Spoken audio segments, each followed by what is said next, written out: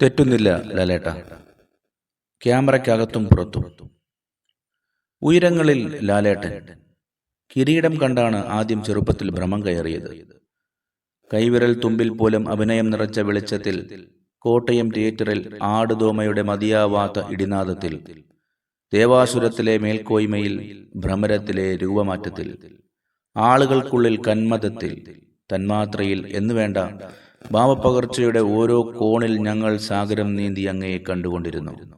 ഒടുവിൽ എത്തുന്ന പുതിയ നിർമ്മിതിയിൽ പോലും ലാലേട്ടൻ കുട്ടികൾക്ക് പോലും അത്ഭുതമായി മാറി.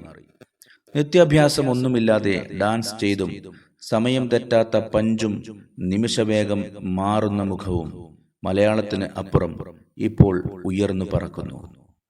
മലയാളി ഒത്തിരി മാറി, പക്ഷേ ലാലേട്ടൻ എന്ന സൂചന മതി അവർ എല്ലാം മറന്ന് ആഘോഷം നടത്തുക തന്നെ ചെയ്യും. എന്താ മോനെ ദിനേശ?